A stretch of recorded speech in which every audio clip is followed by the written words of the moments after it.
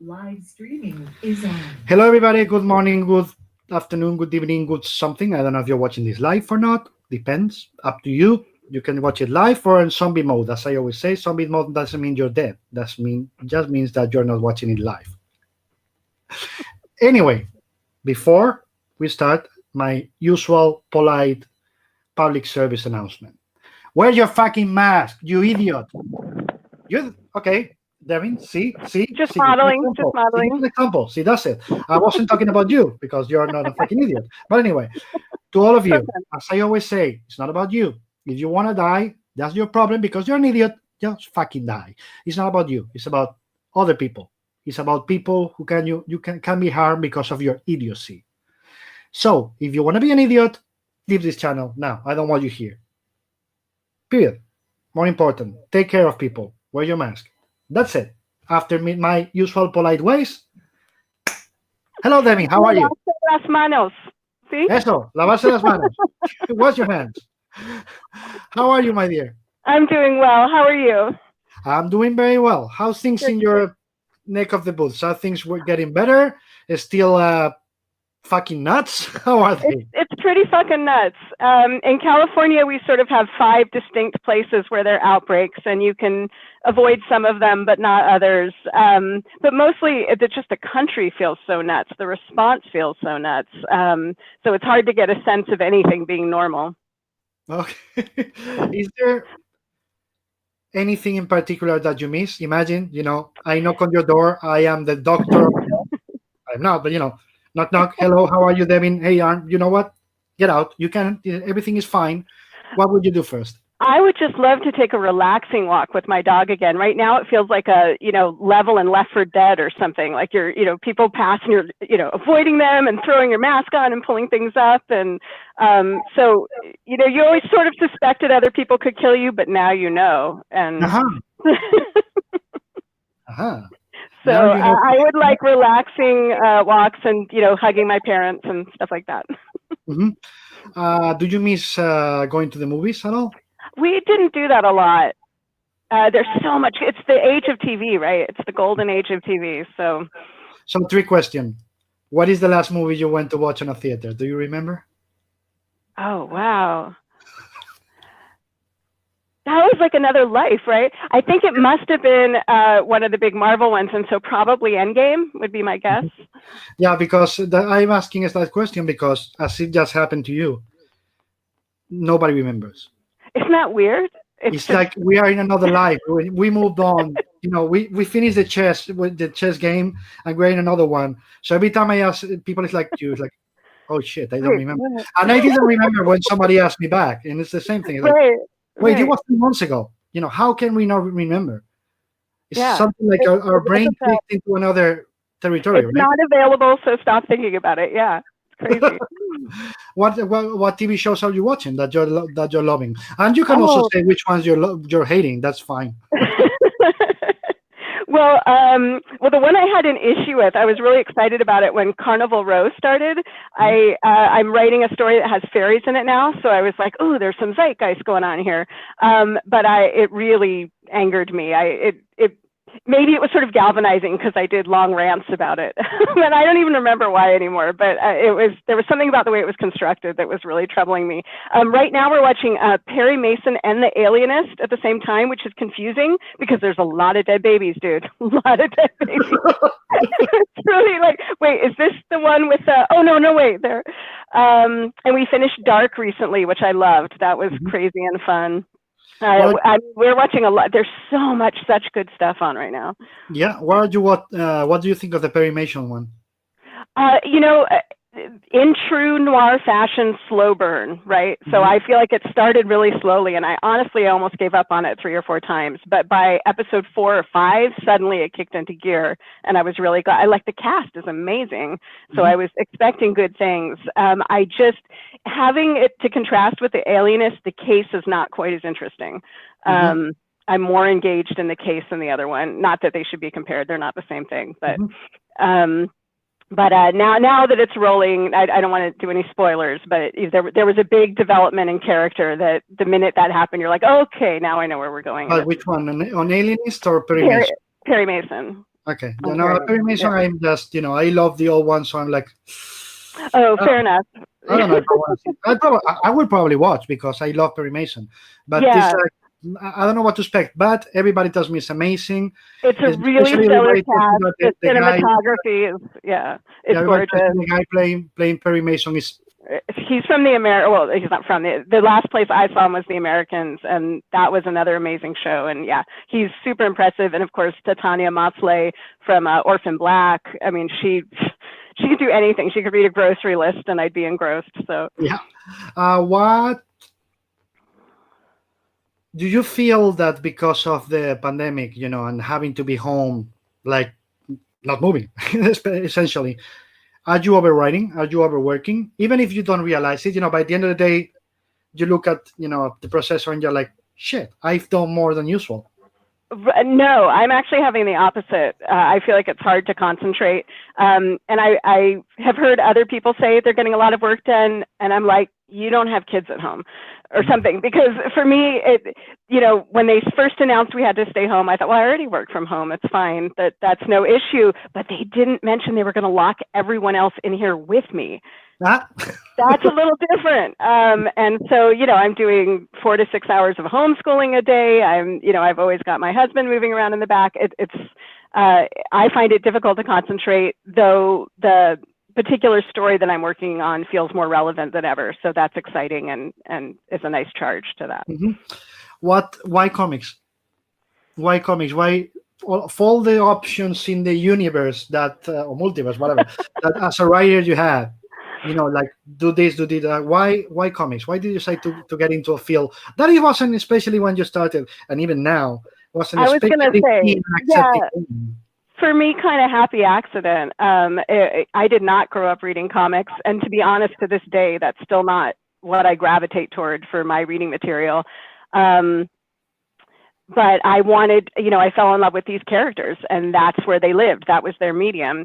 And then as I started to explore the medium, that became more and more exciting and interesting and challenging. It's such an interesting medium to work in. And so I think in the first half of my career, I was in comics by accident because of the characters. And now I'm finding stories that I realize can only be told in comics and graphic novel form. So I sort of stuck with it. But, I'm kind of a prose writer trapped in a comic writer's career. I still feel like an outsider. And I think in some respects, sometimes that's helpful to my work. I'm bringing in references out from outside the industry. Maybe the work is less self-referential, but at other times it's embarrassing. I wish I was reading more of what my colleagues are doing. I wish I was a little more enthusiastic about some of the things they seem to care about a lot. Mm-hmm. Why do you think there's stories that can only be told in comics? The way that language and visuals meet in this medium is kind of unprecedented. I don't you have your great Einstein quote, but it's true, right? We control. I'm not wearing my science teacher today, but this works because it's building a world. Oh, yes, perfect. Please go, please. But we can take the reader through a story in a way where we have a lot of control over how they're experiencing things, but they also have, I think, an unprecedented level of participation in the story itself. I always think back to, Scott McCloud's Understanding Comics, and he does that great thing with the murder, and he shows that, the axe being raised, and you hear the scream, and then, in the next panel, someone's dead, and he's like, who killed her? And the answer is, of course, you, the reader, did, because you're doing it in between the panels. That level of engagement I don't see that happening anywhere else. I love TV these days, but it's passive. When it's working great, you're taking it in and you dissolve. You're not there. And I have a similar experience with novels. When I'm reading a really good story, I'm just following that author into their world and giving up everything that I was bringing in with me. But that doesn't happen with comics. With comics, we're asking you to, pack along your perception, your memory of what this character has done before, your experience with this medium, and hopefully we'll show you something new, but we're also really counting on your involvement in the story. Yeah, but let me say it this way. Let me ask this: who really creates the canvas? Does it does the writer? Does the artist? Or in most cases, is it the reader who creates the canvas? Oh, I think the reader. I mean, well, okay, so I didn't know. Sorry, trick question. I mean, the other thing that doesn't happen anywhere else is that combination of energy between the writer and the artist. And when it's working really well, you're creating something better than the goals of either of those two or however many people. And that's really magical and can be very surprising. And for me, from the writing side, sending a script to an artist and having pages come back of something that previously lived only in my head. This is especially true for creator-owned work, where literally this character has never existed anywhere but in my brain. And then you see them on the page. It's so powerful. Yeah, but at the same time, you're telling the reader, follow me in this journey. But I just said before, that journey is also, this is one of the things that makes it more difficult for me. And I keep saying that comics is the more difficult art to create. You're trying to portray something for your artist. Mm-hmm. At the same time, you expect that artist portrays your thoughts in his own unique way to the reader, who can interpret it the way he wants because of his own experiences. Absolutely. So and usually there's an editor in the middle there too. yeah, of course, the editor. But what I'm telling you is that in the pure process of creation, you've discussed with the editor before what he wants, etc. But the moment it gets into the reader, you never know. You can expect a reaction, right? But you are never going to know how he's going to react, right? Oh, believe me, I know that very well. Yeah, there are times when you have a very clear intention and you know exactly what you're trying to say, and it's read in a different way. And sometimes, I mean, it's always valid, right, that the reader comes to it. But sometimes you realize, oh, I really didn't spell that out clearly, and that reading is more accurate, or I should have anticipated that. Sometimes you can't anticipate it at all.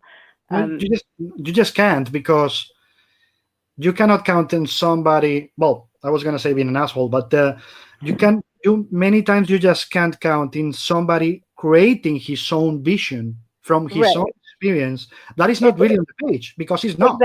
Exactly. And their experience, that's the key, that they're reading their life and their understanding of the world into it. And you want that. That's good. That's how the stories become rich and alive, but that also means they can take off in directions you didn't intend.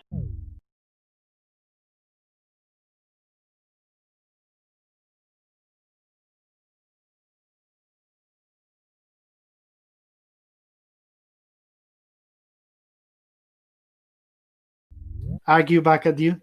Oh, yeah. Oh, always. Yeah. Well, and then, so in mainstream superhero comics, when you're running stuff by editors, you sometimes, this doesn't happen anymore, but back in the day, we used to have 6 to 12 month outlines, and we'd be like, and this is where the story's going to go, and I'm going to do this and this and this. And then you start writing. So first of all, you have to deal with whatever the editor says. Okay, that's all great, except you can't use this one character. Oh, and whatever. There's always some weird twist. But then you start writing, and the character's like, you want me to, I'm going over there.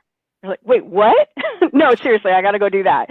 Yeah, they do all the time. They have lives of their own, and usually I follow them. Yeah, he said, this is an obvious question, but is Batman the most headstrong? Well, yeah, you're not going to tell Batman what to do. The other thing about Batman, he's a genius, and most of us writing him are not. And so, you have to follow him. You have, fortunately, he comes with so much history and backstory, and there's so many other great people who have worked on him that you can lean on a little bit, so you're not out there alone. But yeah, oh yeah. That's the other part of challenging, I guess, that challenging, fun, and terrifying at the same time, because if you have to put yourself in that character's head, right? And in Batman's case, as you just said, he's a genius. Right. He's super uber rich. He's 99% of the things we will never be. Let's say. And he's thinking so far ahead. The characters that you can identify, and like Peter Parker's life is miserable. He's poor, blah blah blah. So he can't find a job. He's like, you know what? That's happened to me. But in Bruce Wayne's Batman's case, how can you put yourself in his head when he's so removed from most of humanity? Well, I do think there's core qualities informing him that we can relate to. You know, he's taking tragedy and anger and that feeling of impotence that something horrible happened and he couldn't figure out how to stop it, and trying to channel that into being his best self. And I think a lot of us find ourselves in some version of that, less dramatic, hopefully, but not always. That's part of what really inspires me about the character, that his heroism comes from a place of darkness and the worst things that life has to give. It's not that he woke up and said, you know, do good because it's the right thing to do. He wants to prevent other people from experiencing what he experienced. He's, driven by demons, but he uses that to do good works. And I find that very compelling, actually. For you, and especially you just mentioned, back on the good old days, in a way, when you could plan ahead and not think about just the next issue or the next 2 issues, or I only have budget for, I can only guarantee the budget for this book for the next 2 months. Right, exactly. Good luck. So was it about, for you, it was always about the ending of the story, or was it about the journey for you and for the characters? For me, the journey. I'm a relationship writer. I like asking a question about the character and then forcing them into a position where they're going to have to answer it. So that's the ending, I guess, is the answer to that question, but not always, because as in life and in stories, often the answer to a question just leads to more questions. Yeah, it's how can we say it? The end doesn't justify the means. Right. No, but it also, and we're in a medium where there literally is no end. I mean, we're doing serialized stories, and I actually you asked earlier about why comics, and that's actually one of the things I love too. One of the things I struggle with in stories is endings, because I don't have a lot of experience with them in life. Life just keeps going. Nothing's ever over. You're always there's always one more chapter, and comics, because of their serialized nature, get to mimic some of that. Yeah, but, well, not bad, but really, really, really, we love to see them growing. Yes, that's true. But how can you make them grow in a serialized story where they are going to get, to be there for the next 80 years? Right.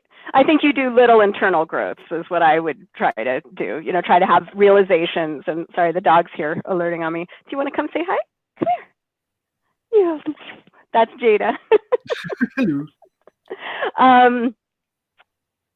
I think there are ways to do growth, but you have to put the toys back in the toy box the way you found them when you're done. I think that happens with people a little bit too. Oh, yay, they learned. They've changed. Oh, no, they're doing the same thing again. No, especially with the pandemic. Oh, we're going to get better out of this. We're going to be better people. No, people is just going to be more extreme. The assholes are going to be bigger assholes. Fortunately, us, they like, and when I mean like normal, not me, normal people like you. I think we're going to get better because of this, because we are not going to allow being stomped by the assholes. Right. Well, we're going to fight back. Before we were passive, but now it's like, no, we are not going to allow it. Especially in these circumstances. Right? Yeah. In this country, it's I find it really difficult to be constantly reminded of how much I disagree with how much of the population. It's really painful to be so dramatically at odds with the thinking, if we can call it that, of at least 30, if not 40%, of everyone else that you're sharing the country with. But for instance, like with the Black Lives Matter movement, we did see the needle move finally. And that's really galvanizing. Like, oh, I don't know why it took that particular death to wake everybody else up to it. I guess because we watched it for 8 minutes, playing out in slow time. But, you would have hoped kids getting shot would have done it earlier, but okay, whatever. Here we are. Finally, people are paying attention, and it does feel different. People feel awake in a way that they didn't before. And that we really needed that, because the pandemic's sort of bringing out the opposite. The pandemic showing, and here's all the ways we're completely stuck in our old thinking and our polarization. And in some ways it's even worse, because I think, we've been part of a propaganda campaign for quite a while now, and that's something Americans are not prepared to handle. That's crazy, because yesterday I was watching.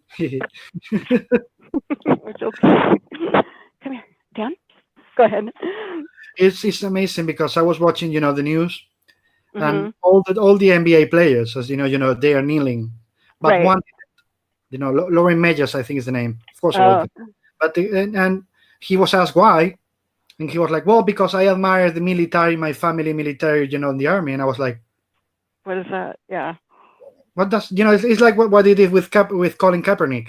Oh, but he's this. No, he's not. These things like, No. oh, I love the military. That's what is the relation between kneeling because they're killing black people Right. and your love for the military. So that I cannot get into that guy's brain. Yeah, it's really hard to understand the thinking, and usually the people here that are making the most noise about loving the country understand it the least. They don't understand the doctrines that support it, and don't in fact support those doctrines in their lives, and get really upset when anybody else does. I read a really interesting article the other day that was talking about people experiencing these kind of social changes as a zero-sum game, that if you give someone else the rights to be a full human, somehow it takes away from your own humanity, which is crazy, right? It's if anything, completely the opposite. But that's where a bunch of us are stuck, apparently. Yeah, it's just absurd as those so-called Christians that want to take everything from everybody except themselves, and you're like, have you read the Bible? I am not, I am not a religious guy. I am agnostic. I was an altar boy, believe it or not, when I was a kid. Wow. So That is hard to imagine. Let's be honest. I wanted to steal the wine from the priest. Okay, less hard to imagine. But I know some things because I was there. But Right. You read the Bible when you were a kid. It's a fantastic novel. Yeah. Really great story. A lot of staying power. You read that novel, and you go to the part of the novel that deals with that guy called Jesus, and then you talk to those guys and it's like, you got guys, wait a minute, you're doing exactly the opposite to what your God, not mine, yours, preach. Yeah. Well, and then they go nuts and insult you. It's like, I don't care. If you want to be a religious guy and love the Bible, I'm fine. But you haven't read it. You don't know a word of what the Bible says. They might know it, but they're interpreting it differently than we do. And I think it always comes down to people wanting to protect their families. It's just that they're seeing threats in places that I wish didn't feel threatening to them. Those are your neighbors. Those are the people you're sharing your country with, that we're not coming to get you. But I guess if you intensely believe that people behaving a certain way is going to, I don't know, bring the devil down or destroy your town or something, it's scary, and it riles you up, and it's not, you can't fight it with logic. It's running deeper than that. No. I always say the same thing about Nazi Germany. Of course, there were really evil people. They were once in charge, etc., etc. But by the end of the day, and I'm not being an apologist for them, because they swallow it because they wanted to. Because Nazis. A lot of the people there didn't understand what they were doing or didn't know. They just didn't. They just followed, the leader who brainwashed them. And right. I think it's the same with Trump. It was the same with Mussolini. It was the same with Franco here. The dictators who brainwash people. Yeah, and people mostly want to just go along with their day and keep their family safe and do their job, and they don't. It's hard to know when to get up in the streets and start, scream, this absolutely can't, continue this way. Things have to change. As we can see, it takes a lot to get people to do that. Yes, absolutely. But sooner or later, people, as you said, with Black Lives Matter, say this is enough. Right. And, or the democracy crumbles. That happens too. Let's hope it doesn't. By the end of the day, remember that Trump said last week about, delaying the election. First, he cannot do it. But that went over great. But if he tried to do that, I'm sorry, I cannot believe the Secret Service could just, follow the Constitution. They just grabbed him by the throat. Well, the Congress, yeah. But Congress wouldn't allow it. But, I can't imagine if Congress says, of course, he lost the election, hopefully, get him out. I cannot imagine Secret Service saying, no, we're going to do what the president says. They're just going to follow Congress and take him out. I hope you're right, but I think historically there are lots of examples of democracy being a lot more fragile than we thought it was, and sort of toppling into dictatorships. And it's not just here; it's here really, really in a very pronounced, frightening way. But there is this sort of wave of nationalism everywhere, which is sociologically really interesting to think about. Like, what the hell is going on with people's heads and their desires and wanting that level of clamp down? There must be so much fear driving that. There is you just said it, the primal fear. We are still, in a way, we are the same guys we were in the prehistorical area. Right. I mean, if somebody, and that's what Bannon and these others do, and what Hitler did, and the others do, is by the end of the day, they find something for you to fear. Mm-hmm. The moment they get in your head, as you said before, fear this, they won. Yeah, so that's happening everywhere in the world. We have the pandemic, have a lot of problems, people is unemployed, blah blah blah. What do you need to find here? You have, Vox, the ultra right wing, fear of immigrants coming from Africa. Right. For example, you always have to find that. It's like the people coming from Africa is going to invade Spain. Of course, the religion aspect. They're Muslims. Oh my God, they're going to go against our religion. And of course, 80% of the country says. Yeah, it says immigrants didn't come from Africa. That's not quite how that story worked. Sorry. A little darker than that. Religion, 80%, maybe 70% of the country, we are not believers here. So it's like they're going to take your religion. Maybe not. I don't give a shit. If they come here and they preach to their own thing, as I cannot protest for your thing, I shouldn't protest for the other thing. But it's just, as I said, it's just creating fear, the primal instinct and all that. But let's go back to comics. Okay. Because that takes me to one of the things that I keep repeating about the language that I love, which is the pattern recognition. Those guys we were talking about, they use that to create fear. Right. But the pattern recognition is what you just said with Scott McCloud. You have the knife, you have the sound effect, your head creates the murder. It's space. You need that space. Yeah. So the panel space. The panel space, the space between the gutters, whatever you're going to call it, that's also for you as a writer to feel, right? Was that natural for you? To create, to know how to do those jumps? No, yeah, that was a huge learning curve. But I love learning new things, and that was part of the excitement for me, is realizing how very different the medium was than I had already been trained in writing, and I'd been working in prose writing for through post-collegiate classes. But man, none of that sets you up for sitting in front of a comic strip and trying to figure out how that's all going to work. And it's really exciting to have. It's a whole different tool set.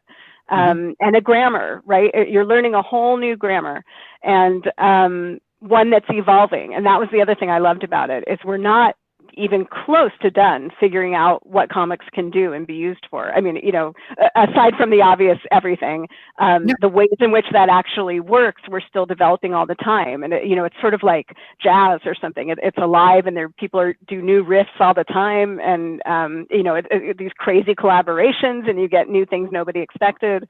It's very dynamic and exciting. Yeah, it's funny because I don't know if I sent you or not, because I saw today a post about a woman doing jazz with a bagpipe. Oh no, I didn't see that. That's awesome. It's incredible. The post by somebody else on Twitter was, you cannot do jazz with a bagpipe. Right. Watch me. Hold my beer.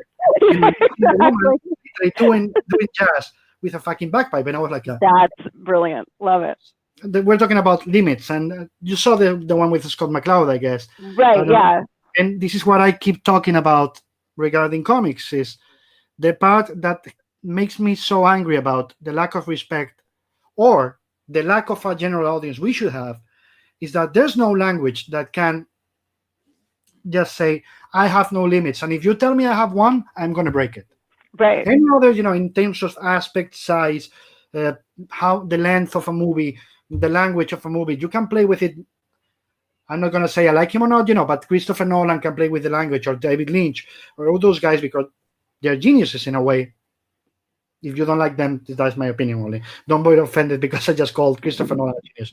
And if you get offended, that's your problem. Anyway, as I was saying, they can play in a certain way, but a novel, a movie, a song has to go in a certain way, has some limits. But in comics, you can take one page now and say, I'm going to start panel 1, not going to say anything about it, but then on page 17, they're going to discover everything is going backwards. Right.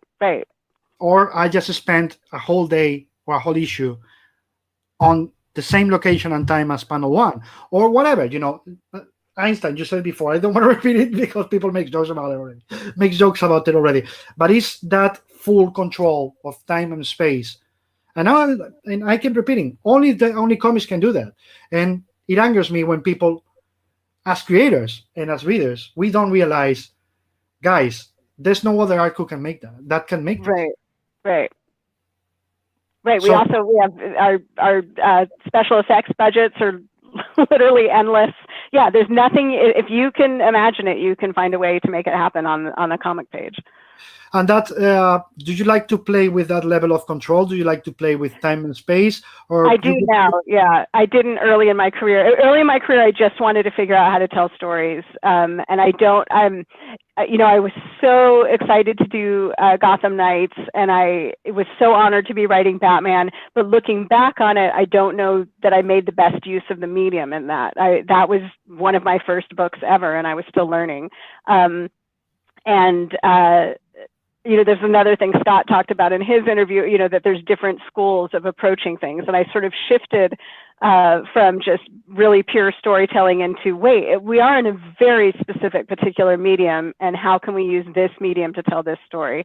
And in literature, I've always loved magic realism. It's my favorite. And I sort of thought, why am I not doing more of this in comics? It's perfect for it. So I am. That's what I'm doing right now. Yeah, because we're talking about Gabriel Garcia Marquez could be the most perfect example of any others you can imagine. But by the end of the day, in a novel, as you just said, you put it into somebody's imagination, okay? But in comics, you can do it visually, with the sound, with the timing, with the pacing. With the pacing and everything else. You can plant everywhere. Yeah. You can plant the seeds, and no one will notice them until you want. As we said with the Scott too, and with Grant on Friday, as creators in comics, you are absolute manipulators. Right. Because you decide when and how to show it, right?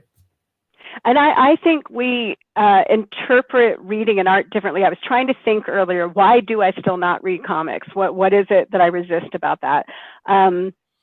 And for me, I know when I'm reading a short story or a novel, I absolutely trust my ability to follow the writer wherever they're taking me.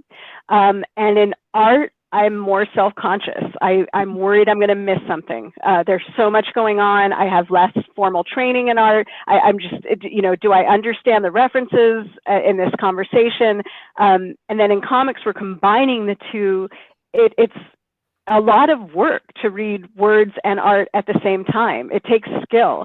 And, people like to dismiss civilians dismiss comics as being for kids or something. I'm like, I spent a year and a half trying to explain to my mom how to read one. It's not frivolous at all. It's if you're doing it well, it actually takes a lot of concentration and imagination and trust and active engagement. Yeah, but also I think that if you read comics, that gives you a superpower, which is no one who really knows how to read comics understands or receives things point blank. What do I mean is, always as comic readers, when you read this, this is where is it? I don't know if this works. This is my birthday card from my daughter. Oh, nice.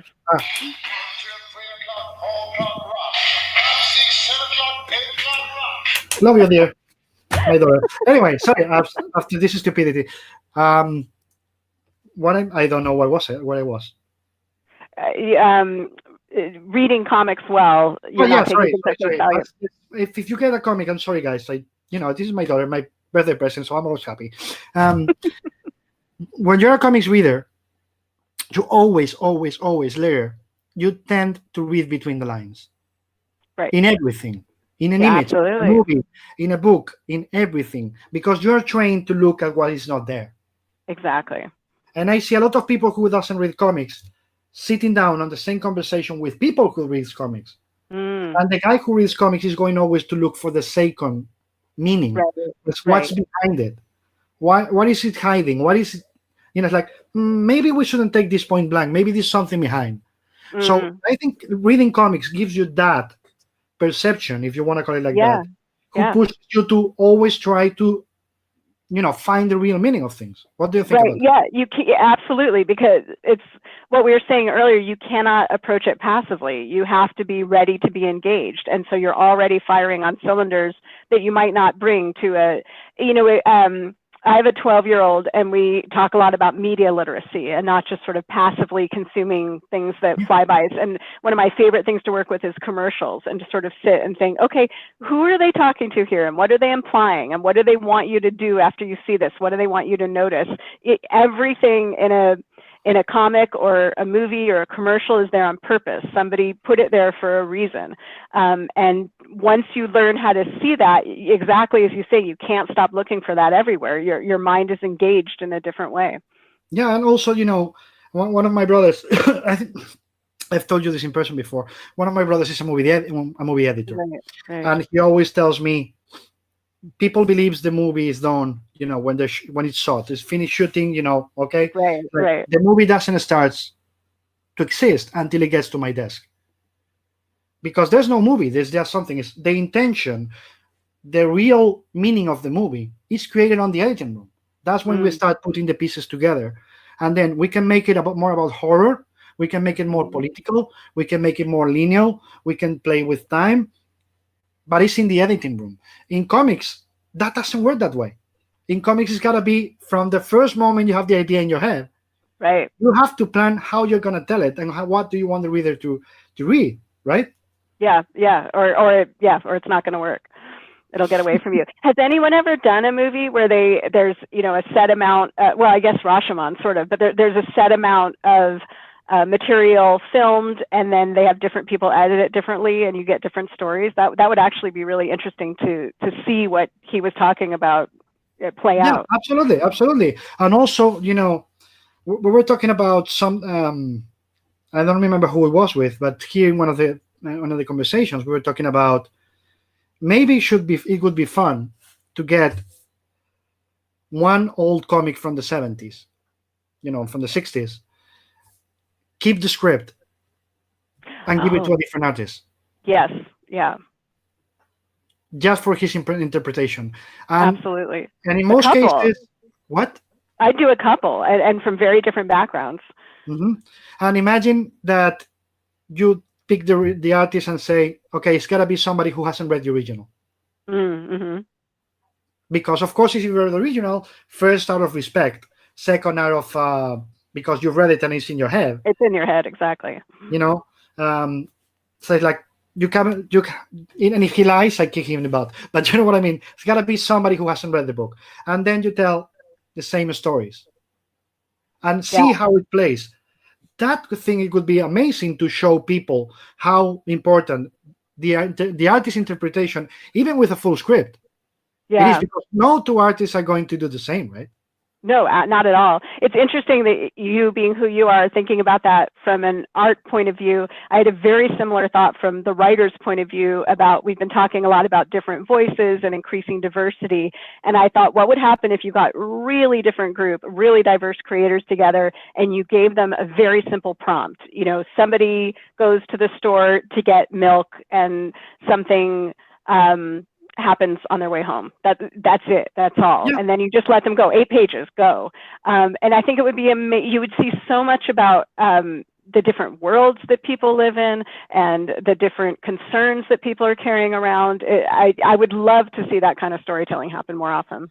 absolutely. By the end of the day, but you're too loose to. I could be a bigger bastard than you with you guys. I couldn't let them, just go get me or something happens. No, I could tell them exactly what happens. Like Well, no, I go to the stores, you get milk. The person who gets the milk gets out is killed. Now tell me why, tell me how, tell me Okay. when. Okay. Yeah, maybe. Or how about you go to get the milk and there's a crime. There you go. Right. This is something something right in the middle. Exactly. No. This just guess. Well, tell me the story about these 3-4 things, and Exactly. I'll do a single book with all perspectives. And you know what would be funny about that? Hmm. 8 different writers, same artist. Oh, I like that. That would be interesting. That would be Same interesting. artist who has to get from the same premise. The same Right. artist has to draw the 8 stories that have completely diverged because of the writer's imagination. I'm in. I like it. And the other way around. For the writer to explain what they're seeing and why it's important, and make sure the artist has the cultural information they need to tell the story correctly. Because that's what I would worry about there. That people are experiencing the world so differently and coming with such different experiences. You don't want the artist to lose that. Yeah, but we could do it also the other way around. Mm-hmm. Just to treat you writers, because Yeah, now I like that. The writers, it's like the artists do with 3 phrases, they just draw it, and each writer has to tell his own story based on what the artist did. Yeah. I'm in. I love it. It's challenging. It's again, where's the limit? Right. No limit. And I think this is part of what, when people talk about wanting more diversity in superhero comics, it's because those are the myths, the contemporary myths of our time. And we have the same people telling the stories over and over again. And so that they stop resonating for huge portions of our audience when that happens. But also why? I mean, why does it need to be superheroes? Oh, I don't think it does. Why can't you just, we're talking the other day with Scott again. I'm referencing Scott a lot because I know she's watched it, by the way, guys. Raina Telgelmaier or Tilly Walden or Noelle Stevenson or any others, they just look for their niche. They're doing their thing. Mm-hmm. Mm-hmm. Like, if superheroes can't, in terms of diversity, in terms of female creators, in terms of color creator, black, brown, whatever you're gonna call it, Hispanics, if they can, shut up. If superheroes can't cover the needs of the creator, why don't do it out? Exactly, move on. Why not moving on?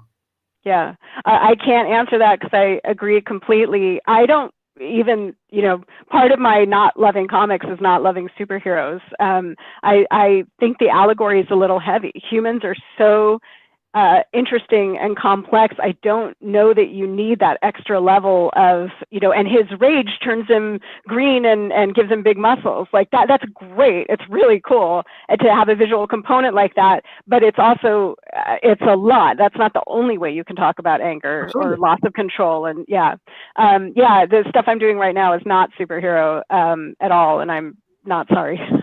No, but I completely agree. But what I was going to add is there's not a problem with superhero comics in terms of being there and having their own audience. As we always have, Greek gods or Norse gods. They are the icons. They are the modern gods. Right. It's just why is that the whole mainstream? Yeah. That's what's gonna be my my phrase that I keep repeating and repeating and repeating here is that maybe we should stop thinking they are the center and the only possible thing to do, because stills are proving they're not. Right. And I know that, as you were talking earlier, the minute you say something in comics, somebody will prove you wrong. And this is 100% true. This is a generalization. But superhero stories are often stories about one person with extraordinary powers coming in and fixing complex situations. And I don't know that that's sociologically helpful right now. That's not how we're going to get anywhere. We need very different types of solutions to the social problems that we're facing right now. There's no way Superman's going to come in and take care of racial tensions in America, race slavery, or, that's not, nor could he defeat Trump. You need very different kinds of problem solving, very different levels of personal accountability, and very different models of people working together than you tend to get in superhero. Obviously you can write a superhero story about anything, but I think the especially the white male protagonist chosen one, I'm really tired of that dominant paradigm, and I all this TV I love, I'm actually starting to struggle with if a story starts and I realize that's where it's going. I'm like, do I care though? Do I care about this guy? I don't know. No, it happens the same to me. When it's the stereotypical white guy who's going to save the day. be it superheroes or not. And superheroes are accepted because it's part of the tropes. It's Right. escapism. Superheroes are fine. We're having a pandemic. We're having a rough time. We're superheroes to escape, as we did with the Avengers movies and all that. Yeah. It's part of the why you read it, because it's escapism. As you read stories, again, as I said, about Greek gods, myths, blah blah blah, back in the day. But in other kind of TV shows, as you just said, if I go back, white guy saves the day, saves a immigrant family, or the black family, because he's the white good lawyer who makes a lot of course money, but it realizes, oh my god, I don't need $1 million, I just want to help people. I am like, fuck off, Right. again. Right. And I have people who want me to read their comics, and they're showing me their new scripts or something, and if that's the setup, I'm like, I so respect your desire to get into this medium and this industry, but we don't need any more of these stories. We need other stuff. One problem that many people has, in my opinion, of new writers, or new artists. I keep you saw me with Magda, who, by the way, was the first person who connected to the chat. Was she? She said she was saying hello.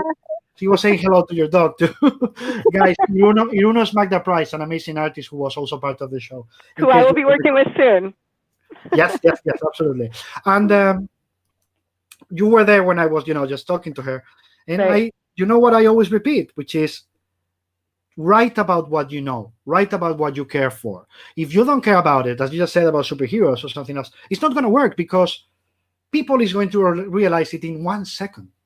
They're going to notice. They know a lot more about those characters as readers than you do know about as a creator. And it's impossible for any writer, and except for maybe Mark Waid or Kurt Busiek, who have the fucking whole industry in their head. Well, and talk about passion and caring about something. There you go. So, yeah. If you don't know, if you don't believe in it, if you don't care for it, people is going to notice. So that's why I keep telling the new creators, don't try to get into something that is not what your heart is calling for. Right. Although I 100% agree with that, but I'm throwing in the caveat that we've got to stop saying write what you know, because it's too limiting. You write where you come from and where you want to go. Write what you want to learn. Absolutely right. Writing is such a great way to learn. I meant write about something you care for. Right. Follow your bliss. Follow your passion. Yeah. Sorry, that not write what you know. That was incorrect on my side. It's that we need to follow and grow the industry with the people following their passion, as you just said. Go and write. Go and draw what you want to talk to. What you want to talk about. You don't have to talk about. Maybe you need to talk about it at the beginning, of course, because you want to make a living. Or maybe you care. I was deep. I had to write Batman stories when I started. That's what I came to the industry to do. I was obsessed. I needed those stories. I needed those relationships. That the passion was there. It's just then you're in this sort of weird holding pattern where, like, oh, all the stories are about people like this. There's, can we? And we work a lot as an R&D department for movies or whatnot, but. So there's no movies except superhero movies? That's not true. Like, I don't quite understand what the issue is. Why we aren't doing broader material? I can't figure out where the hang up is about that. Especially because, you are living where you live and knowing the industry, you know how Hollywood works, and they don't care if it's superheroes. Right. They care about. They want to do the same thing that already worked. Yeah. What? They just want to do the same thing that already worked. It's very hard to get them to try new things. If you're getting a comic book, they're going to do this. Okay, I know how much I need to spend in the clothing department. I know how much in sets. I know how much in actors. I know, because everything is there. You just gave them the story and the visuals and everything. But reading an 90-page pitch of a script, they have to work. Yeah. And what the producer is the less work possible, and then going to the department. This is what it is. Yeah. Go to the department, throw this at the producer's company people, and say, Spielberg goes to Amblin or wherever, throw it on the table, say, read this, tell me how much it's going to cost. And they can do it just reading the comic. So how does that mean they are going to need to do only superheroes? No, they're going to do, if it works, and there's a reason they're adapting a lot of comics, graphic novels, whatever you're going to call them, that they are not superheroes. Right. So there's another point, in my opinion. to tell creators, guys, if what you're trying to do, and I hope it's not, is to get your stuff translated to another media, you don't need to do superheroes. You Right. can, but it's not the only way. The Walking Dead is not fucking superheroes. Right. No. No, it's barely heroes, barely anybody good. I've been reading a lot of short stories lately, and contemporary short stories seem to be mostly these days about somebody with very different experience letting you into a space you otherwise wouldn't have access to. And that's really powerful and exciting. If you can use, most people approach a lot. There's a whole, not everyone, there's a segment of fandom that wants to correct things. You get passionately involved in superhero stories and you're like, why didn't they just, or I can fix this, or everything would make sense if only, and that's the story they want to tell. That's great, but that's not a career. That's an edit. If you want to write, you need to have something new to say. And the worst example of this is not even in comics, it's Star Wars. Because the fans think they own it. And everything that happens in Star Wars is gotta be under their control. And if you don't do anything that is not exactly what they want, they go nuts. So that's if you're thinking about 100,000 whatever Batman readers, imagine the same thing in Star Wars viewers. I think it's only a small percent of them, though, really, right? I mean, Star Wars is so globally loved, and there's so many people who have genuine fun with it and are okay with it. But yeah, then there's that little contingent. Mm-hmm. I just wouldn't want to put that label on all of Star Wars fans. Okay, but where do you think that we were discussing this? But where do you think we want to go as an industry, as creators in this industry? Where do we want to go? Where do we want to go? We want more diverse stories, more room to tell stories in different forms, of different lengths, and with new creator voices, and to reach out to people who aren't already in love with the medium. The medium is so spectacular. I would love to get more people interested in it. And every time that happens, it's really exciting. And that's when you get the graphic novels or the YA material with the crazy sales. That there's hunger for it out there. When people discover it, they love it. Let's do more of that. Right now, when you're working for the big two these days, it's very micromanaged, and nobody likes that. And it's not good for storytelling. Well, it'll change. You remember how it's always been. Yeah. It's cycles. There's a cycle of micromanagement, and there will be another cycle where there's absolute freedom, and then another. It's always been like that. So, but I'm not worried about that part because I know it's just a matter of time. You just have to cope with it. But at the same time, as you just said, and I keep repeating, the readers are there. It's not about not having comics readers. Right. That's always been the lie. I keep saying, if you don't give them what they want, of course they're not going to buy it. But if you give them what they want, they are there. And, the new creators, the new generation is showing. It's demonstrating that people is just there until they find it. It's like, oh, this I want to read. And if they start with that, they're going to continue reading. It's just you cannot try to force somebody to read whatever, I don't know, Hellblazer, Batman, whatever you want to say, or even Asterix or Tintin, if that's not what they want to read, right? Right.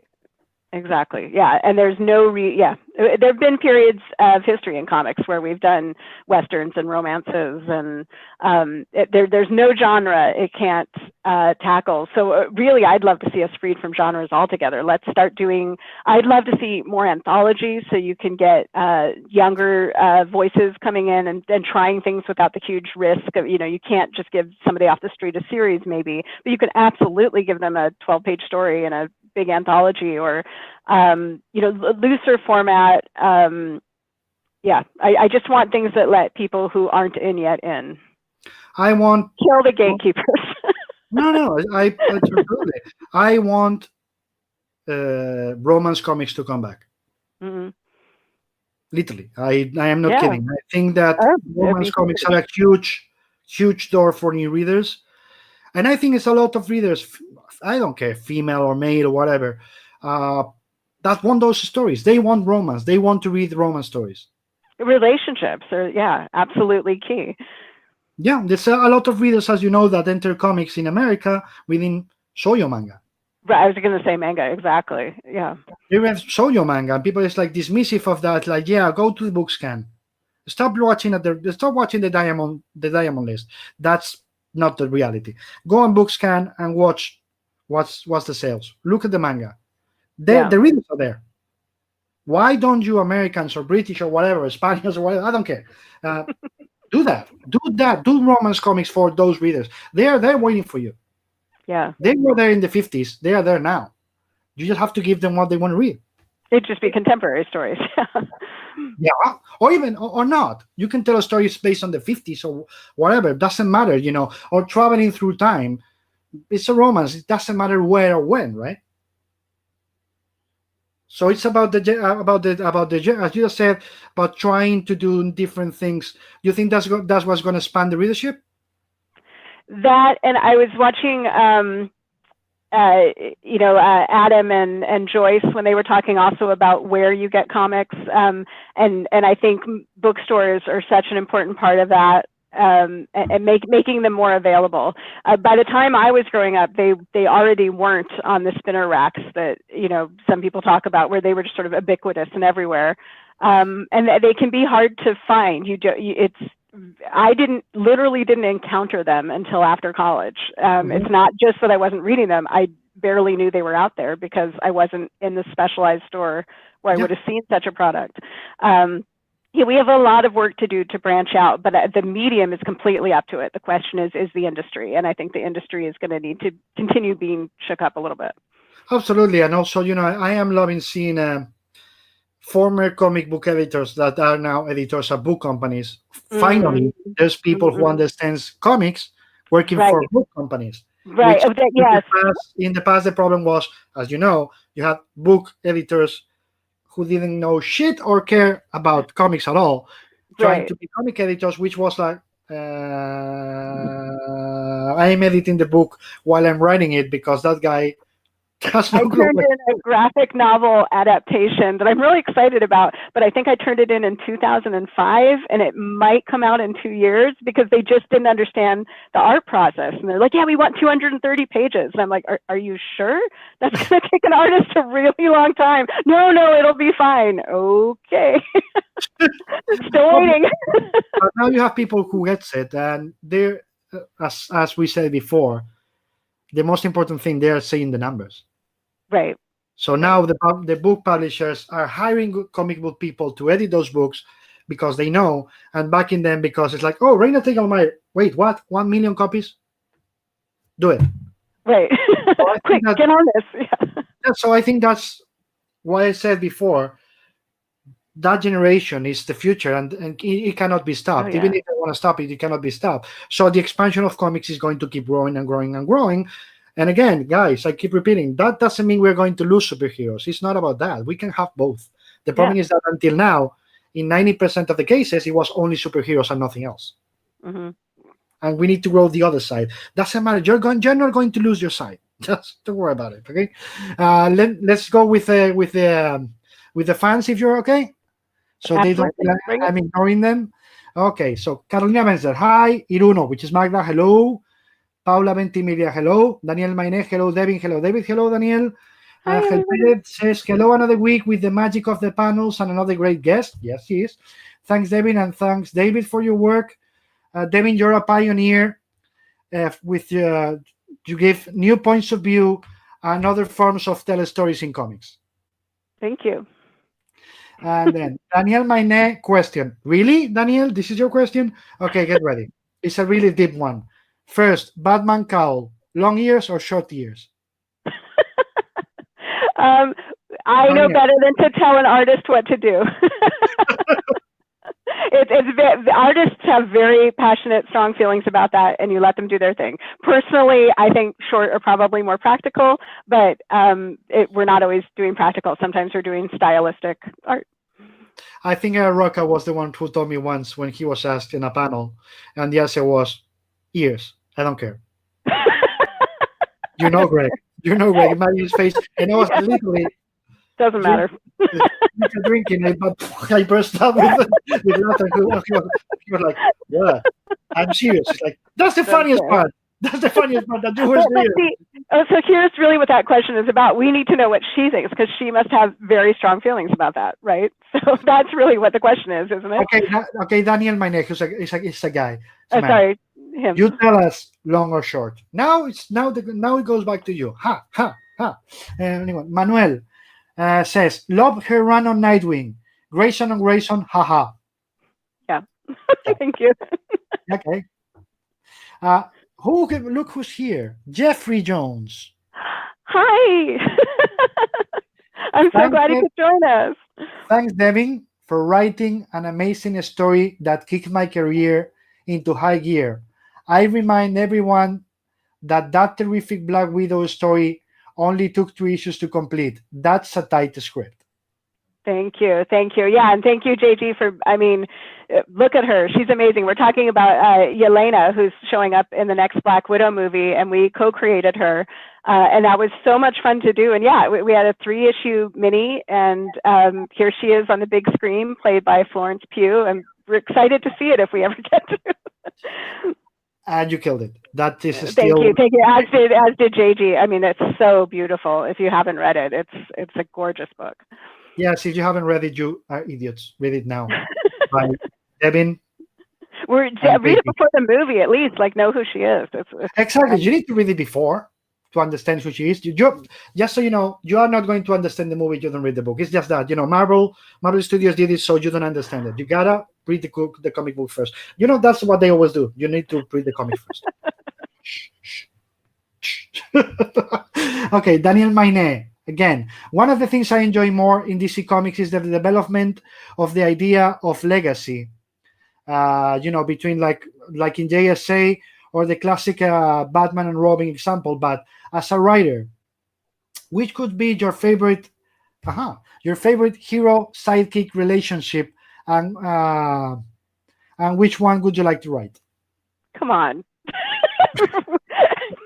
My entire career, the whole reason I'm in comics is because of Batman and Robin, and in particular Bruce and Dick. So Bruce Wayne and Dick Grayson's relationship legacy, I wrote about it for nearly a decade. 100%. In terms of any left that I'd still like to write, I've been doing this for over 20 years, and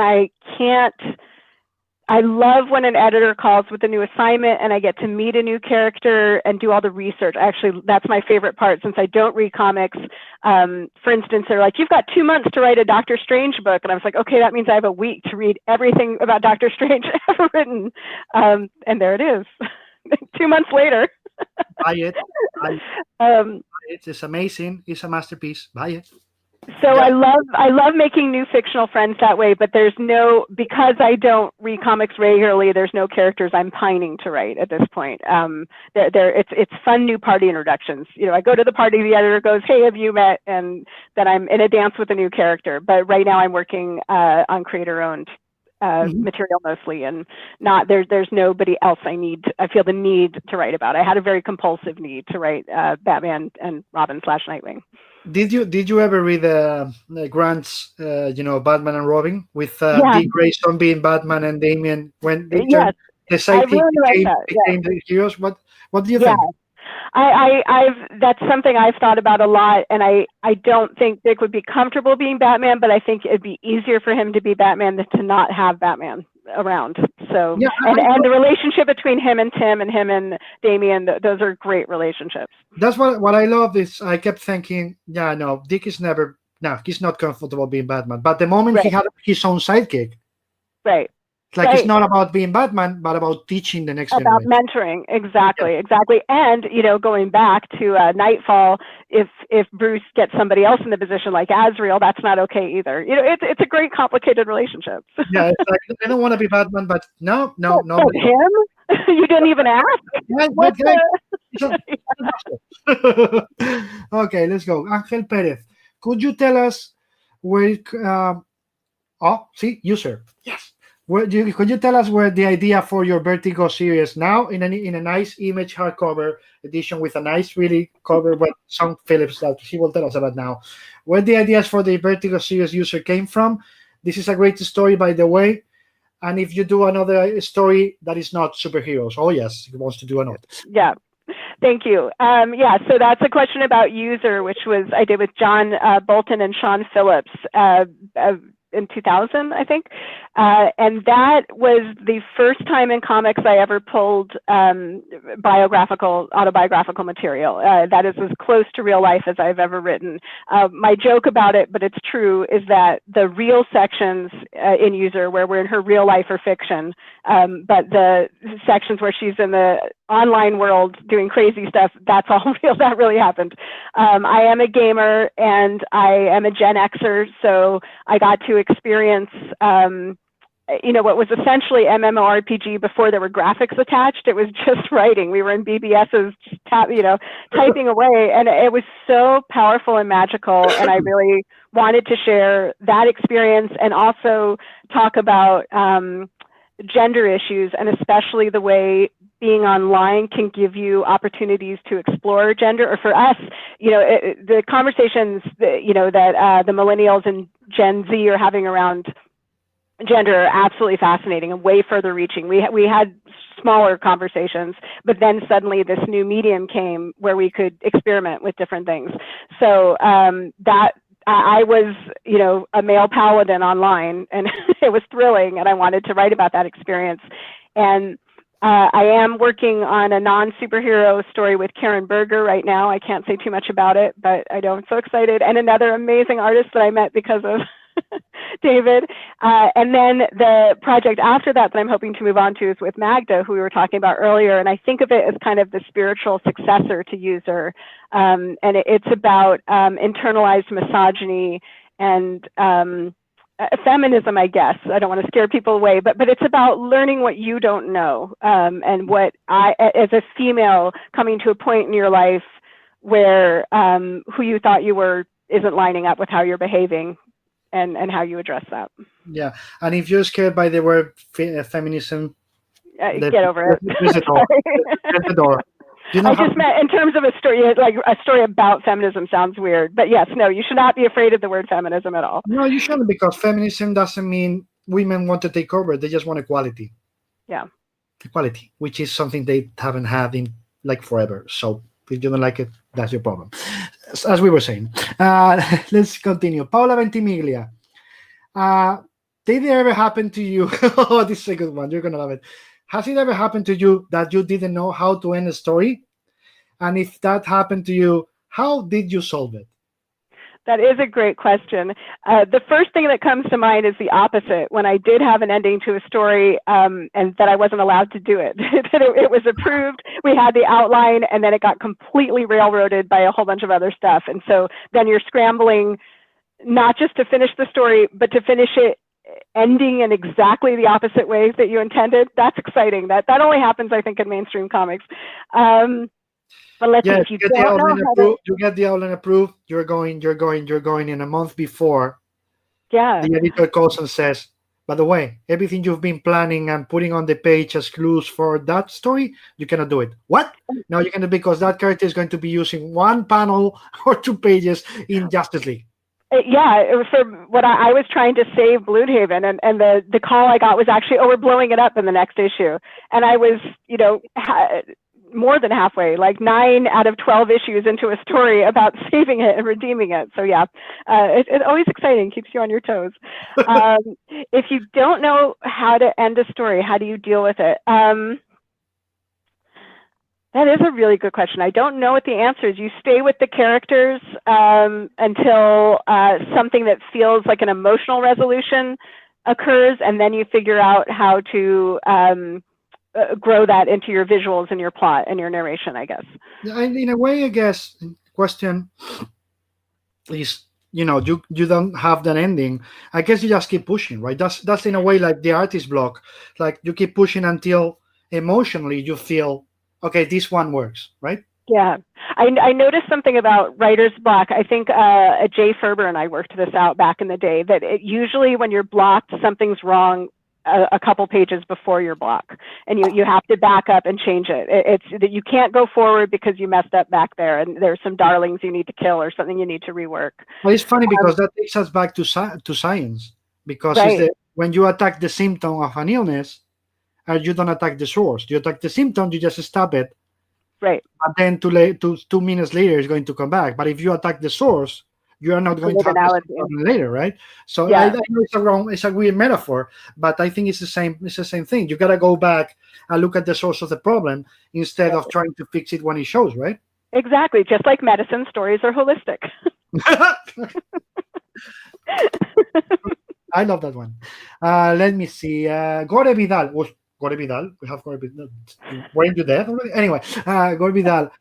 With a resurgent nationalism in many Western countries, Brian Talbot's Luther artwork published in the late 70s is relevant for today. Okay. Let's read it. Yes, it does. Agustin Jimenez Enriquez. Hi, Devin. First of all, thank you for being here. My question is, writing a comic... Wait, sorry, I just moved the page. Writing a comic strip, how specific should I be describing a panel? As a writer, I guess he's a writer. Yeah. I believe artists must be free because they understand visual language. But when you're writing, you imagine things that may prevail. Yeah, I mean, some of it depends on the artist you're working with, and you'll know their preference, hopefully. For me, I feel like my job is to say, I do write wordy scripts, and I feel like I have to say everything that's in my head and what I'm thinking. I really like to talk about what the character's feeling so that information's there, but I always start and end with, but you're the visual expert. Communicate this however you feel is best. I want them to have all the information. I love making reference documents. You know, when I was thinking of this, I'm imagining this and this and this. But for instance, I'm working with an artist from another country right now, and I love that she pulls references. You know, her folklore is so different than mine, for example, and I never want to get in the way of that, but I do need to explain, you know, okay, these characters are moving through America right now, and I'm imagining this, and here's the dynamic that I would expect. But now that you know everything in my head, go. So it's in a way, it's giving them all the possible tools they need. Right, exactly. But giving them free to pick the tool, right? It's a conversation. Here's what I'm thinking. Here's what I imagine. Here's where I would go. What do you think? Yeah, so here's the toolbox. Now you pick the tools, right? Exactly. Yeah, okay. That's well put. Let me see. Felipe Gonzalez Hernandez, a pleasure to have Devin Grayson here. Sorry I couldn't be here on time. Well, you're here on time. We're here. We didn't know. Yeah, I enjoyed your Titans run a lot. Thank you. Me too, a lot. How did you plan it? It was very interesting, and most important, I love how the characters really evolved, the real evolution of the characters. Thank you. How did I plan it? I don't remember. I always remember Titans, JLA Titans, and what a nightmare that was. I'm so glad I did that with Phil Jimenez, because every time I was about to burst into tears, he'd be laughing and vice versa. So it worked out really well. But when you're working with a lot of characters, you have a lot of, at that time at least, a lot of different editorial offices that have to clear everything. So for me, the Titans are a family, and it was always about their relationships. And so all the stories were ultimately geared toward exploring a different facet of that, a different connection. They also, by the time I got there, already had this, you know, a lot of great enemies that they'd fought, and great adventures that you could harken back to. That one, with something like Nightwing, I went too ambitious with a story arc, and I had like a whole year-long story arc. With Titans, I was doing smaller, I think they were maybe 3-issue clumps at a time.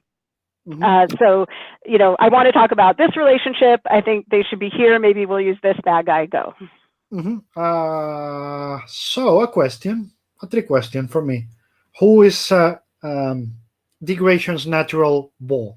I mean, natural couple. Let's say it this way. You know, he should be with Donna. He should be with Corey. He should be with Babs. No. None of them. They're all too early.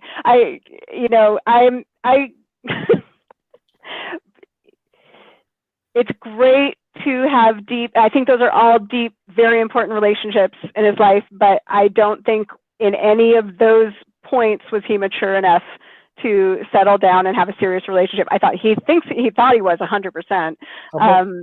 But that's, you know, we make that mistake a lot. Yeah, you're asking about the OTP.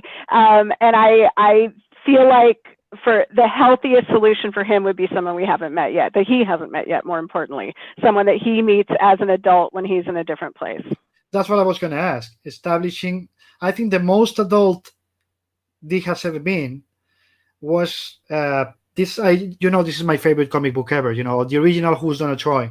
It's like, she's not somebody I want to, have a romantic relationship to. Like, I realize that she's my best friend. Right. And that's so important. It's so important to have those kind of relationships. And I think of Corey as sort of his first really intense, almost teenage love.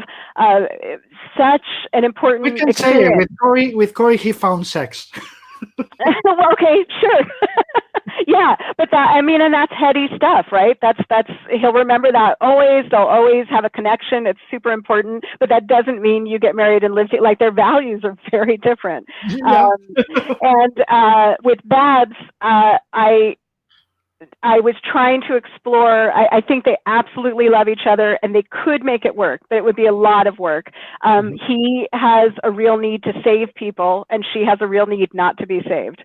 And that was going to be a conflict in their relationship. And I think she also, because of the Batgirl history, in some way pulls him too much into the past. In some ways, she's this safe, warm memory of when things were simple and good and straightforward, which is a weird thing to say about a character like Barbara Gordon, but we're looking through the Dick Grayson lens here. And I think they could have a very good run at it. Like, I almost could see that being the first marriage, right? But it wouldn't last. It would need to be updated eventually. No, but I think he's not ready. He's just not ready. I'm sorry. No, I'm sorry. But I was gonna say is that my theory, in a way, has always been with him and Babs. That they would eventually get together, but after not seeing or not talking or not liking each other for, I don't know, 10 years. Right. Like, I know you were my teenage crush. Yeah, they need a space. Right. Separate. 10 years later, they meet again, but it's like they meet anew. Like mature people. Like me and my husband. Yeah. That's a great way to go. But you know what I mean? 10 years happen. 10 years pass. Yeah, you need some time to grow and to not be part of each other's tangle. And then you realize it's not the same person because it can be. Right. And then you fall in love. And that's mature. That's exactly. I'm happily married and I'm a fangirl. I love OTP, but I also worry about it as a romantic construct. I sort of think we need to get away from the idea that there's only one person for every person. That's not true. Yeah, absolutely. And that's why it felt so, for me at least, the Kylo Ren and Rey in Star Wars. That's why it feel. I like that last movie. I'm not saying anything, but it feels so unnatural because it was like the fan service that you have to have them together. Like, why? Right. There's no other people in the world, and she's a Jedi. Sometimes there weren't. When we are supposed that Jedis are, don't go that route. They just stay celibate. That's what they told us in the past, by the way. Right. But it's gotta be both. And I'm like, why? Why is gotta be them? Oh, and I love Star Wars Rebels and I love Dave Filoni, but I have to complain about the Hera Kanan thing. I was shipping that so hard. That was a big OTP for me. And then I think the moratorium on spoilers is over on that, right? Okay. So he dies, right? But it's okay because she has his baby. Can we stop with that story? I cannot think of anything more heartbreaking and horrible than to have to raise the kid of the guy you loved who's now dead. Yes. Alone. I mean, so painful. Like, why is that like a happy ending? Yay! No. I mean, he's a Jedi, so he might still be in the picture. There's ways he can still. I don't care. Around, Is he one of us? He can't. He's not changing diapers. I'll tell you that much. Okay, you got a point. Okay, let's go. There's a long story of romance in comic strips. Yes, there is. Like Julie Jones, and Mary Perkins on stage, strips that transcended the genre, appealing to both men and women. They're easily available online. That's what we were talking about, I think, right? Absolutely. Yeah, it's not that only females get in relationships. That wouldn't work. Mm-hmm. I mean, it does work, but it wouldn't work for you guys. Let's see. See, that was a good one. I don't know what you're talking about. Danielle explained. Danielle, thanks for the answer. Look, Frank Howard, how did you feel during your time? Oh, okay. How did you feel during your run on Nightwing? Um, what? How were you? How did you decide? The trouble you could get him in while you were creating the run. So, as I said earlier, I got into comics specifically to write those two characters, Bruce Wayne and Dick Grayson. So obviously, getting on the Nightwing book was literally a dream come true. I was so excited. And I was there for quite a while. And so started in on these really kind of, I now think, over-ambitious story arcs where I had 12 months or more material planned out. And I learned my lesson because things just change too much and too fast in comics editorially. And so if you think you know where you're going over 12 months, other things are going to careen into that. So I was doing the sort of classic break them down to build them up story.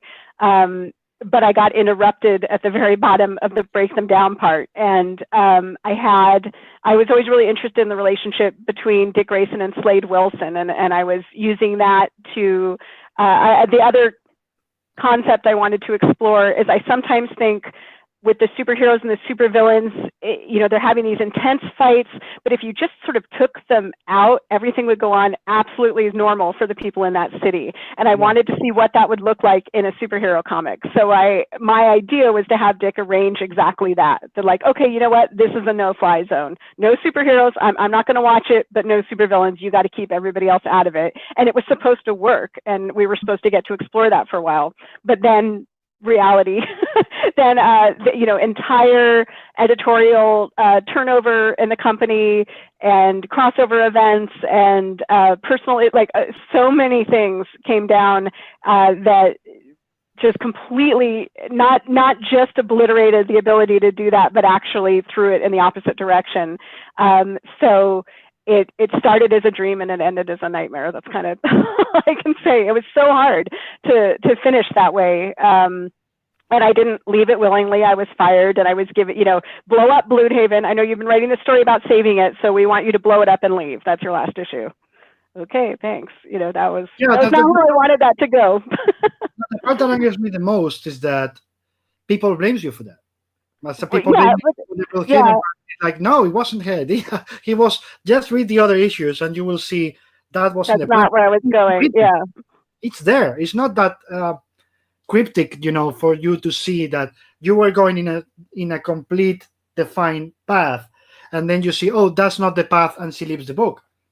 Yeah, that's something I would ask of readers a lot is trust that writers are going somewhere. I love, Mark Waid has that story about drawing a face for a kid, and you put in the eyes and they're like, where's the nose? You're like, I'm getting there. You put in the nose, where's the mouth? And it's a little bit like that.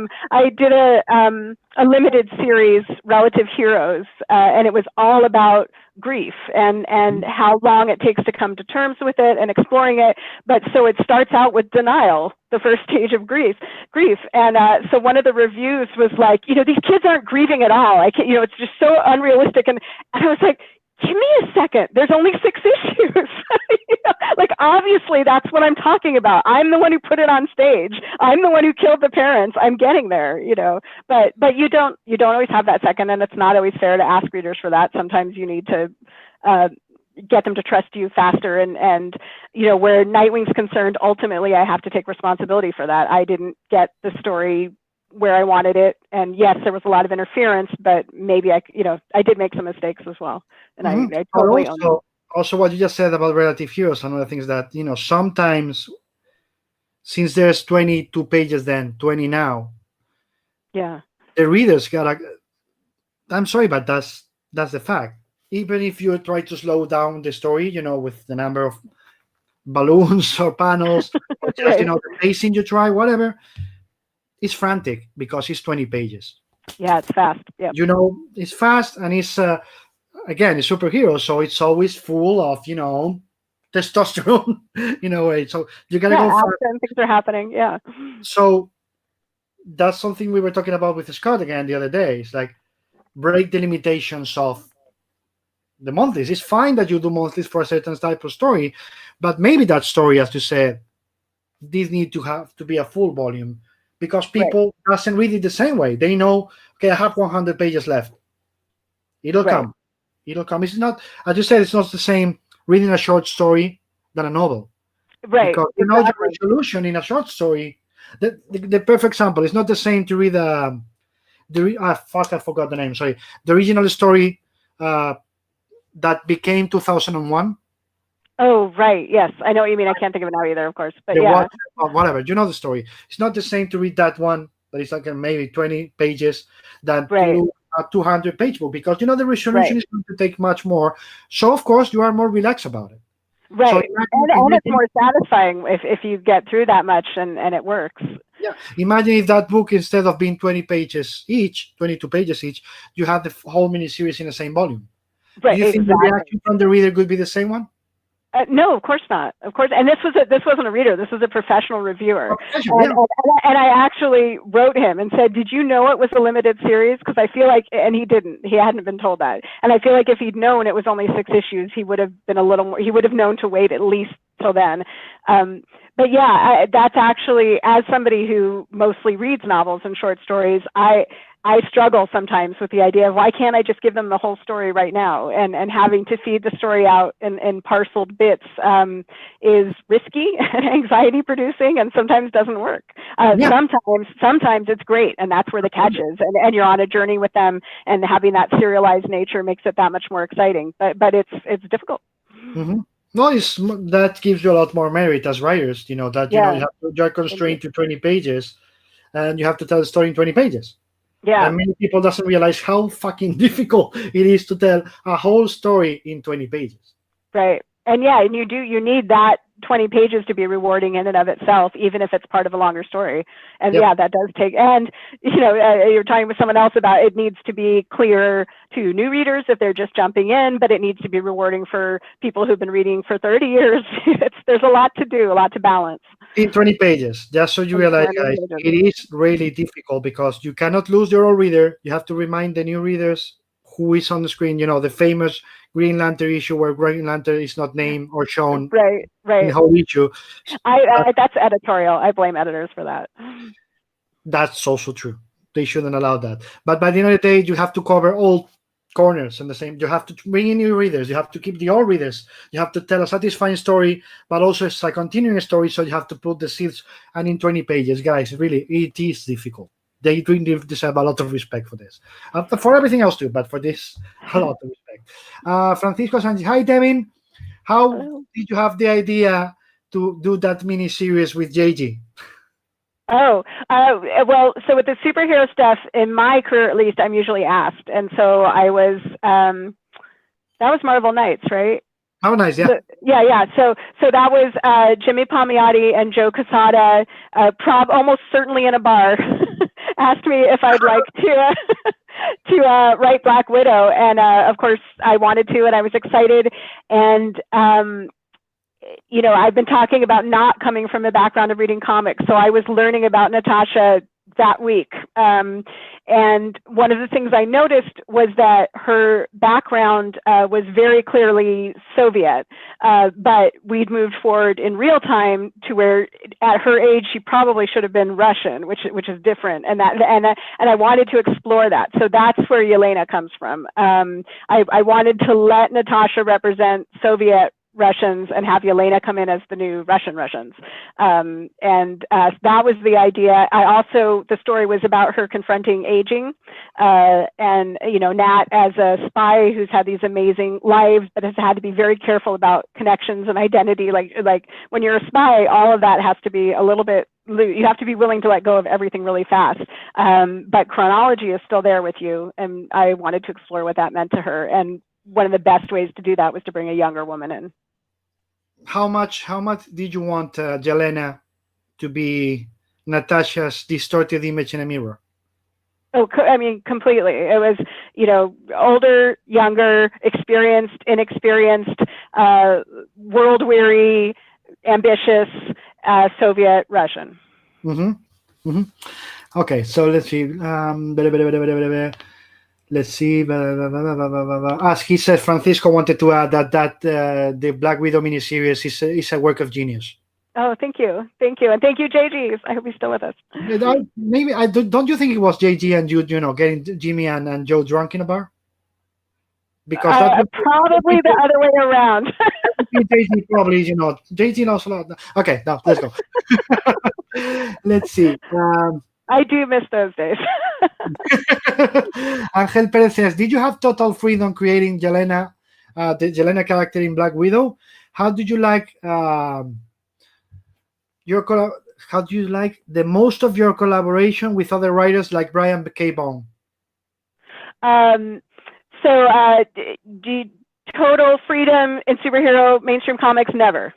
Right? Can we just be clear about that? We're always writing under very tight constraints. That said, it was my idea. I brought it to them and they loved it. And I don't remember being asked to change anything about her. But you always have to be prepared to. You're always running things by the guard. And ultimately, it had to be Natasha's story, and they had to be okay with where we were going. I don't remember any editorial resistance, and I'm pretty sure we got to tell the story we wanted to tell that time, but you never know. So one of the things I love most about comics is how collaborative it is, and that you have this amazing relationship with the artists and hopefully the editors and maybe even inkers and colorists, letters. There's so many people you're working with to create a story. Then if you also get to work with another writer, like that can just be so much fun. I've done that with Jay Ferber, with Brian K. Vaughan, Greg Rucka and I did some stuff together. It just amps the volume because you're both excited about the same thing. You're in it together, but you are bringing different references in and different ideas. And it's kind of like, comics always feels a little bit like a round robin, where you're someone's putting something out and somebody else picks it up, and that just intensifies that experience in a really fun way. But that said, I'm also a control freak, and at the end of the day, I like being alone with the characters in my computer and just sitting with things. Paula Ventimiglia says, thank you, Devin. Yeah, what you just said about artist block, etc., has helped me a lot. Okay, I will review my own. I will review my own plot. It's usually a page and a half back. I don't know why, but math. Yeah, there you go. Science is stupid, as the other could say. I know. Let me see. Gilderay Stina. Oh, Gilderay, amazing artist. How are you? Devin's Gotham Knights run is one of my all-time Batman series. Thank you. It's my favorite too. It's one of mine too. You know that. So, HGD asks, how was your beginning in comics? Was it hard due to being a female or not? So that's a very interesting question, because it was, but I didn't know it. I was not very woke yet. And over the past 23 years that I've been in the industry, my ability to see things has changed a lot. And things that I was really willing to accept and sweep under the rug earlier, I would now look back on and go, oh, that wasn't okay. But I was pretty alone there as a female, and I didn't have a lot of support for processing those experiences. So if you'd asked me, and I was asked repeatedly in the first 5 to 10 years of my career, is being female detrimental? Has it had any problems? I fervently said no, vehemently. I kept saying, no, there's no problem. Everybody treats me normally. And I believed that, but it wasn't true. And then, I ended up essentially getting fired for being female. And I was like, oh, I should probably go learn some stuff about some stuff. And that's going back to the story I want to tell with Magda. I was raised in Berkeley by hippies. Like, I have no excuse for having not known my stuff, but I didn't know it. I hadn't confronted institutionalized sexism in a way that I was understanding the larger frameworks that I was working in. And it was shocking and upsetting to realize how little I knew and how bad an ally I'd been to other women at that point, and some of the stupid things I said, like, my rape comment and stuff that's infamous. And I'm really grateful that I've been able to stay in long enough to correct some of that and readdress it. And I think, nobody needs to read this much of me, but if you go look at my interviews from the beginning of my career through now, you see this evolution of somebody learning how the world works and where they fit in it. And I hope if nothing else, I can be a cautionary tale about that, you know, that, or maybe the other side of that, a reminder that people do grow, and that learning is always possible, and that try to call them out compassionately and give them room to examine where they're coming from and what they missed, and to learn it. And when I started studying things in earnest, I was sort of blown away by how much I hadn't been who I thought I was, and really excited to change that now. But in a way, you were in a bubble, right? Yes, I were suppose, inside yeah. a bubble, and you couldn't see what was around you. I mean, what Right. was really happening, because you were so immersed in that bubble, and you entered the way you entered, and then boom, I am doing Batman. I'm the first female doing Batman. Of course, how I'm gonna think I'm being treated differently? She then gave me, you know, the keys to the kingdom, which is to open, you know, to start a fucking Batman book. So exactly, and some of that's true. The people I was working with at that time, Denny O'Neill's back group, I mean, those were amazing people, and they were very protective of me, and believed in me, and made a very safe environment for me. But they were this part of this industry.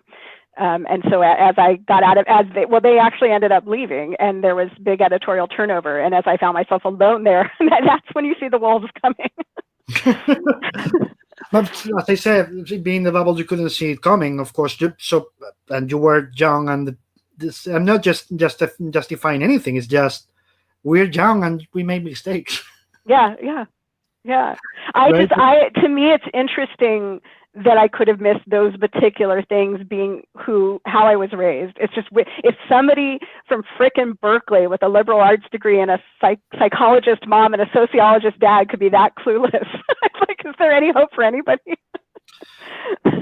Okay, let me defend you here. When you are inside the bubble and you are in a warped reality, your 20s. A warped reality, your 20s. Yes, exactly. You're in a warped reality. You don't see it coming until it explodes in your face, and then that's exactly, I think, I'm asking you now. When you started doing, that thing, and that thing, and that thing, and that thing. Right. Oh shit, that, and that, and that, and that. You know, hindsight 2020. When you say, how didn't I see it? Well, you didn't. Exactly. Yeah.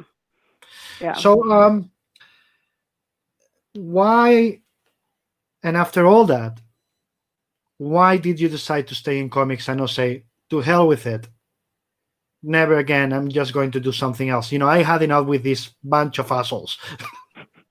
I did leave for a little while, actually, and I was working in gaming, which is my other love, but the medium had gotten under my skin by that point, and I've always been a writer. I've always wanted to write. And once you're in that weird world of that particular way of writing, I wanted to do more of it. And there were people who still believed in me and reached out. And I didn't, for like 10 years, I didn't ever pitch anybody anything, but people would just show up and offer something, and I go, okay, and I do it.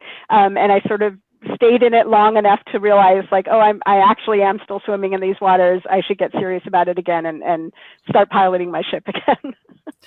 As is maybe that famous phrase, once you get the bag, it never lets you go. Yeah, very much so. Okay, Carolina Bensler asks, amazing illustrator. Amazing. You're amazing, Carolina.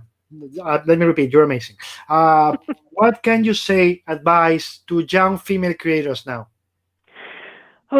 I don't know. The industry has changed so much since I broke in. I wish I could, do this, and get in. When I was first doing classes and doing guest lectures and stuff, I used to put the phone number for the DC board up on it, and I'd say, no matter what, you're getting your money's worth. Just call this number. They don't screen calls. They'll put you through to anyone you ask for. You're welcome. But that's no longer the case at all. So I guess to learn from my mistakes, network. Make sure you have other people around you who are watching your back, particularly other female creators. Don't try to do things alone. I was reading Kelly DeConnick, the one you sent me this morning. a great article about the comic industry sort of reckoning with its inability to protect people. And she was talking about agents and legal representation. And I think that's actually a really good idea.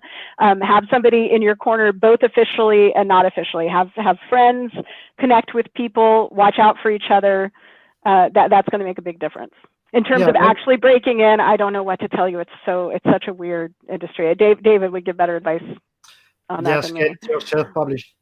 Yeah. In any way, shape, or form. Online, fanzine, get yourself published. It's always the way. Editors, I don't know who said it before. I think it was Scott or somebody last week. The summarization is editors love to see people who finish what they started. Yeah. So talk. I can do it. Yes, but Show me. It's not it's not a coincidence that when they ask you for samples, they give you dates, or they ask for a second set of samples. They need to know if you are going to keep going and not going to disappear on them.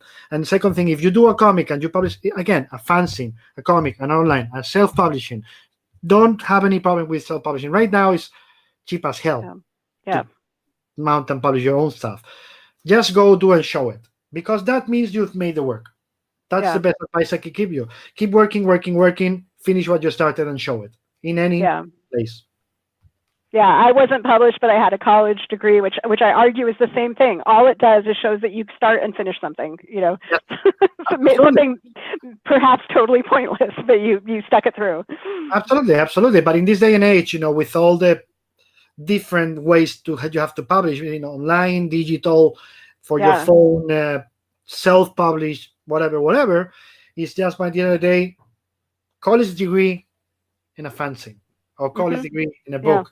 There's a lot less books now than there was when you started. Right.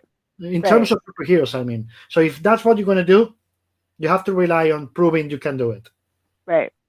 The other thing, I don't know if this is still true, but back in the day, it was helpful to be known for something like, Greg Rucka was the crime writer. I was, you want to be the something guy or the something girl. If you have a specialty, that can be really helpful, because then, when an editor approaches a story about spies, you're going to go off in their head. Exactly, like a Stray Bullets. Do you know the creator? He's the creator of Stray Bullets. This is what he does. Right. Etc. Just go for your niche. It's the same like Brian Azzarello. Brian Azzarello is like, he was hired because he does this kind of comics. After or before 100 Bullets, he's the guy who does that. So if you want world-encompassing somebody who knows all about the superhero world, again, we have Mark or we have Kurt Busiek. They know, an editor knows, okay, I know somebody who knows this universe better than anybody else. Okay, we're going to do a history of Marvel Comics. Hey, Mark, you do it. Right. Right. I think, I don't know if Mark was, or it was, Tom calling Mark in this case, or it was Mark's idea, but doesn't matter. You call the guy who knows who's going to do it. Exactly. I think my thing was relationships. I think when people wanted to look at characters and relationships for a little while, that was my corner.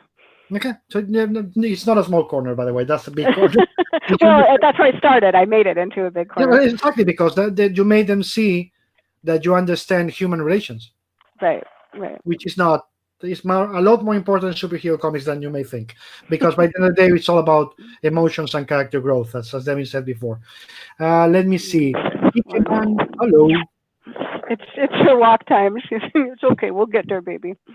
Yes, we'll do it. We'll do it. We'll finish really fast, okay? Because I'm fine. She'll be okay. Okay. Now, let me see. Kikeman asks, What does that's a good one. What does a Batman story need to have in order for you to think it's a perfect Batman story? I don't know about perfect, but I love to see him coming up against his own limitations. A lot of the things that make Batman are limitations that he's put on himself. I will not kill. I will not let anyone else get hurt while I'm doing my work. And so to really push him in corners where, it would be easier if he abandoned that and he has to rediscover why he made that commitment in the first place, or, double down on something. I love things that let, what I said earlier, that let his darkness be his heroism. I love that about him. And I also, for me, I trust him as sort of as an urban hero. I feel like the kinds of actual crimes that happen in the world, he's the hero I'd want to come deal with them. Like he gets that people are total assholes sometimes. Like that, it's an important part of his character. Because I feel like a lot of the real world problems right now, someone like Superman would be confused, but Batman would be like, yeah, I know how to handle this. And that's the hero I want in my corner. Yeah, because Batman is the guy who looks at it from a human point of view, in a way. He understands reality around him. And do you think that the difference between him and Superman is that Superman is always going to look at the idea of what humans should be instead of what they are, and Bruce sees us from what we are? Maybe. I think it's an experience issue. I do think Superman, as Clark, is deeply human, and has, this parenting experience that Bruce doesn't have. That's very formative. But it's also Midwestern, right? So there's places where it doesn't translate. Like he can't understand people being mean to each other. It doesn't make sense to him. Whereas that's what Bruce expects. Also, going back to the original question, I think, you want to see some detective work. You want to see some martial arts. You want to see some badassery. You want a good night shot with the gargoyles or the city. The Gotham City is such an important character in Batman. Mm-hmm. So anything about that relationship, I really like. And then I ask you, how can people relate to Superman if being from New York or LA or Detroit or any of the big cities? How can you? Because he's exactly the opposite of what you see every day, right?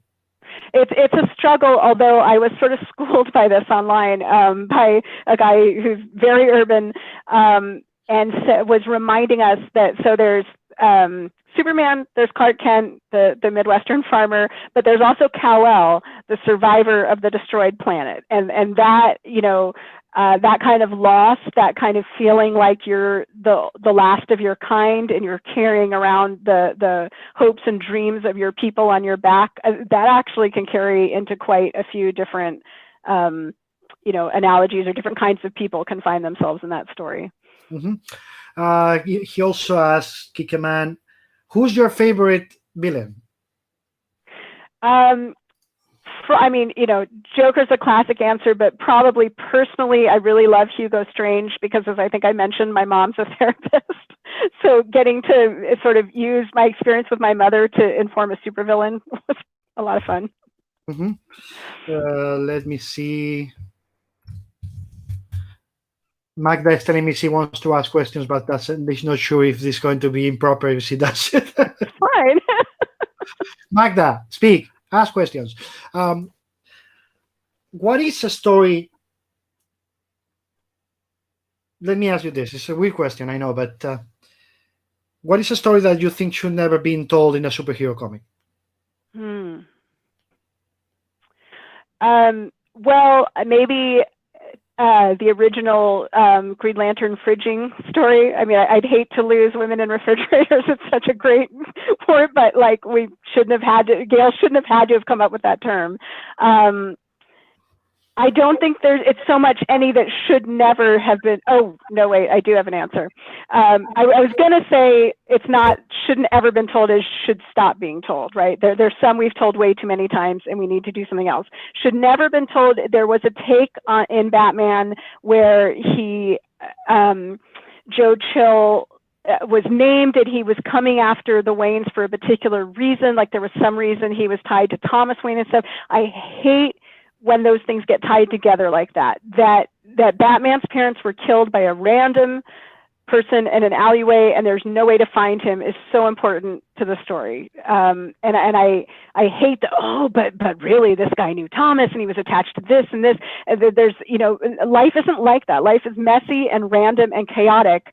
And that is what Batman fights. And so to take that away from him, I think is really destroys, a lot of the essence and a lot of the power of the story. I think random crime has to be part of it. Yeah, that's also, I remember I was 15 when I watched the first Batman, the Michael Keaton. And when I saw that relation they created between the the Joker and all that, and his parents, and I was like, what the fuck? Why? Right. Yeah. Why the No. Joker needs to kill the parents? Why? No. Yeah. One of the things Exactly. that So Batman wrong. is that he's gotta be a random guy because his town is filled, it's filled with crime. I forgot about that. That's even worse than the one I described, because then also you're messing up Joker's whole origin. There shouldn't be a Joker before there's a Batman. That doesn't make any fucking sense. Yes. And I remember thinking it's the unknown, it's the filth, it's the evilness in that city that justifies in a way Batman's existence. Like the evil is there. But the moment it's Batman, finds the killer, he's like, okay, I'm done. Thank you. Right. I mean, I think Greg Rucka talks about this, that there's an argument for showing that to then show that he still goes out, right, and continues to fight crime anyway. And I can see that as an important beat. I just the part that I chafe at is the tying everything together. It's just it irks me because it's unrealistic. It doesn't help anything. It creates these weird false connections and things. I don't know. I'm a big believer in chaos and randomness, especially when you're telling stories about cities. It's just that you don't know what's going to happen, and people aren't out to get you. You can still get got. That's an important. Absolutely. That's the funny part about I'm going to say around a really weird thing, but the best phrase, the first best moment for me is in Terminator 2 when C carves. There is no destiny. You created for yourself. Yes. That moment is like, this is what I want to see. So that's real. That's real life. When I read that, it's like, not predetermination, no destiny, no blah, blah, blah. Real life is random facts in every fucking 5 seconds. Your dog, just come back and licks you in the face. Right. We can expect that because he's a dog. But you couldn't expect that for that to happen like in 5 seconds, Right. Or that yesterday. Well, I could because she's right here, but. or yesterday, when we were with trying the camera, remember that you couldn't put it on horizontal. You couldn't expect that would happen, and somebody would have touched, or that toggle or that setting. Exactly. Yeah. Work. Yes, that's life. Life is not this. What makes life fun, let me say it this way, is that we never know what to expect. Right. It also is what makes it difficult, because if all crime actually did tie up in this neat little bow, you could solve it all and be done. And part of why you can't, part of why missions like Batman's are eternal, is because it is just people being jerks sometimes, and you can't eradicate that. It's going to keep happening. Yeah, and also if it was all predetermined, there could be books written about it. So you just go to the book, like, okay, how did they solve this in the 17th century? Right. Okay. Here we go. So, right. So please go. So I mentioned Dark earlier. Did you see it? Not the last season. Okay. Well, so that one's about time travel weirdness, right? And so there is a sense of predestination to it. And we started joking. The joke was, how did you know I was going to do that? Well, because you did it, because you've already done it 3 times. So the only predetermination was in human nature, that people could kind of be counted on to be obsessed with their own damage and to make the same mistakes over and over again. And the bad guys or whatever, the different forces were counting on that and being right more often than not, because people were the solution, not to do a spoiler, but in a broad sense, the solution ended up being seeing past your own pain, and learning to be compassionate, and really the solution was to ask somebody else, how are you today? Like what's going on with you, and to see past your own issues. And I thought that was really powerful and interesting. That just made me think about something else. Isn't in a way being a villain trying to believe that everything is predetermined, trying to control everything, not allowing life to be chaos effect after chaos effect or butterfly effect, whatever you're gonna call it, chaos theory, call it how it is. Life is just random. Life is just chaotic. It's make sense of something that 99% of the times doesn't fucking make sense. Right, so being a villain isn't exactly the opposite. Being a villain is, I want to control everything. I don't want chaos. Or being a dictator. You know, we're talking about that at the beginning. Being a dictator is, no, I'm not going to allow randomness. I'm going to control everything. And if you don't follow the path I create, that line means you are not worth of having a life, right? Yeah, and that's part of why heroes sometimes feel very reactionary, because they have to wait till somebody does that and then try to stop it. Yeah. So, what is in that sense of talking about villains? How did you get into their head? Of a villain? Well, they never think they're wrong. And I didn't mention when we were talking about favorite villains, the other one I love is Ra's al Ghul, because he's not wrong at all. And in fact, most mornings I wake up thinking, not only is he right, but I think we're headed that way, and I think it might be a good thing. So you think Ra's al Ghul are Thanos? Yeah, you're right. Yeah, Thanos too. Yeah, they're not right because they're not understanding the value of every human life, but they're also not wrong, because in geological time we don't matter at all. We've been here 2 seconds, literally. The whole cosmic clock, where you stretch the entire history of the Earth into 24 hours. Humans have been here 2 seconds, and look at the freaking damage we've done. Yeah. We are very arguably a cancer on the Earth. We're not helping anything, and it might be that we're not going to last. We feel things deeply. We have deep connections, and I think you can be I sort of consider myself a humanist nihilist. I love people. I'm rooting for us, but maybe we got to go. Might be time. Well, we had the big 5. I am not sure it was 4 or 5 extinctions. The 4 or 5 big extinctions. We are the 6th extinction event. Yeah. So in a way, I always remember something that Neil deGrasse Tyson said in one of his Star Talk. Cosmic Query, something like that. Like, people keep saying it's going to be the end of the Earth, and then and I keep saying no. The Earth is going to stay there. Yeah. And it's probably recover really fast. It's not the Earth, it's us. It's us, exactly. So stop talking about the end of the world. It's not the end of the world. It's about the end of the human beings. As George Carlin put it, the Earth will be fine. It's going to shake us off like a bad case of fleas. Also, that what you mentioned before about nihilism and all that. Nietzsche said that Earth has an illness and it's humanity, and it's true. We are. So we don't evolve past it. Part of what this pandemic is, in a way, it should be about, fossil fuels out, public healthcare in, public education in, put the money where we need it to survive. Because if another pandemic comes and we are not ready, the death toll is going to be bigger and bigger and bigger. And it well might. There's nothing stopping a second one from rolling right on top of this one.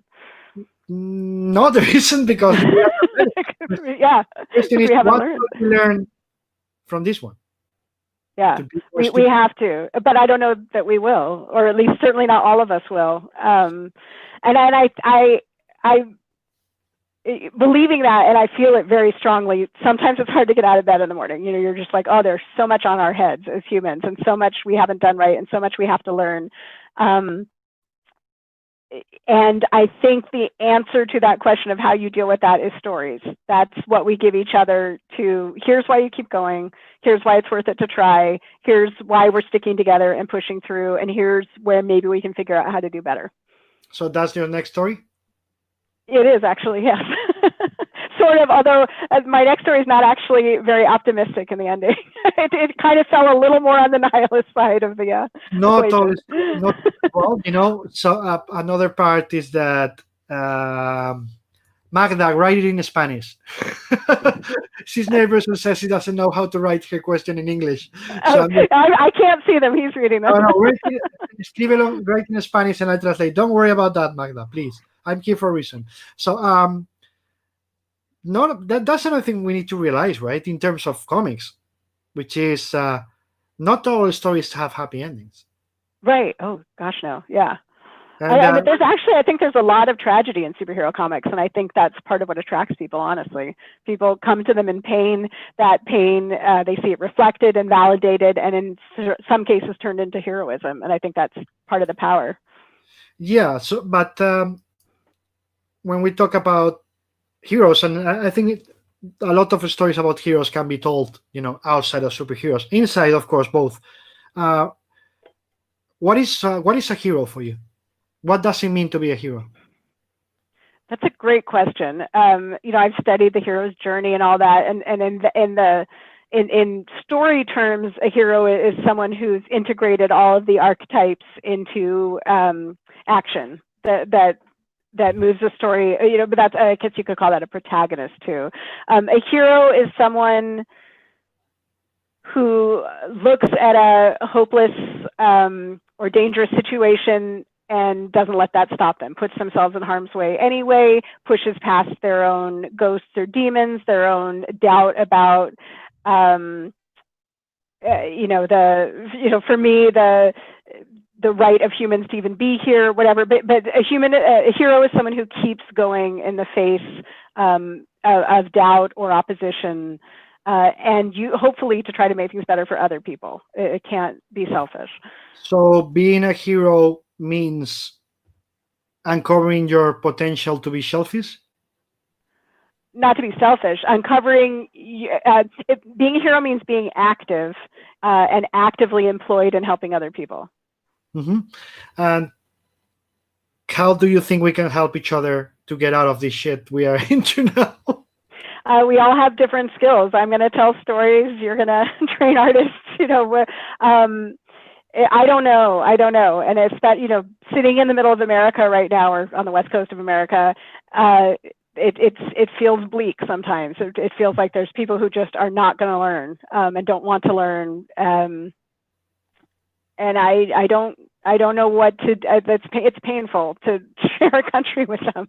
Sorry, but it's it's painful to realize you're in a space with people who believe things so anathema to what you believe. But we have to keep going. We have families. We have, ultimately, we're all humans and we have the same concerns. We want to be safe. We want to keep our loved ones safe. And so we have to find a way to make the world as safe for everybody together as we can. Mm-hmm. And also, there's something called Darwinism. What? Oh, Darwinism. Yeah. Well, some of that may happen, but unfortunately, that's not the way it's been playing out so far. But they will die if they keep doing this stupid shit. Not covering, not blah blah blah, and the rest of us stay home or use the mask, etc. Right. And there's some delicious Schadenfreude in there. I won't pretend otherwise. But in the meantime, the people who are getting hit the hardest are our vulnerable, communities of color who are having to go out and work anyway without health care and so, like that. Those are unacceptable sacrifices. Absolutely. Let me see. Magda, yes. Okay, let's go. She says, what should we, blah, blah, blah. What does she usually look for in an artist that you work with? What do you expect from? She's asking about herself without saying it. That's what do you expect from an artist? What is what you appreciate the most, or is most important for you to get from an artist? Aside of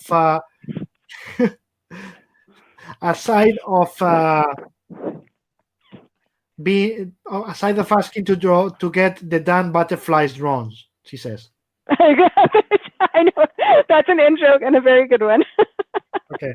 Do you know what she's talking about? The butterflies? Do you remember that story? Yeah. Okay. I'm not really that's for you or her to tell. I'm just a channel to. Hey, moose skeletons are good too. So what because of the way I write, what I'm most excited about is clear but also exciting storytelling, dynamic storytelling, and emotion. I love artists who can convey emotions and subtleties of emotions.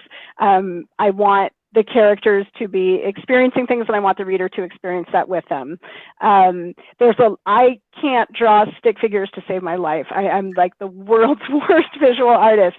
So there's so much I don't even know how to ask for, and it just comes back in and I see it and I'm blown away and so impressed. But I want story flow, clear storytelling, distinct characters with distinct emotions. And I love backgrounds. I'm blown away when someone does a really detailed background, like when you start seeing the leaves on the trees or the bricks and the buildings and stuff. That's so cool. You can't do it every time, and you shouldn't do it every time, of course, but I can't believe what artists can do. It's amazing. And now I'm going to ask, because he doesn't do it, and you know what you want to do it, Magda, but you're not doing it, so I'm going to do it for you. What do you like the most about Magda's art? Oh, I mean, she's an amazing storyteller. There's so much heart there. All that expression that I'm talking about is there, not just in the faces, but in the body language. There's so much dynamicism. You can feel where the character is in space and emotionally in every single panel. It's thrilling. Just that what you wanted to hear, right? Now I'm going to ask the other thing. What do you hate from what do you hate from Magda's art the most? I don't hate anything. I would eradicate the insecurity. That's all.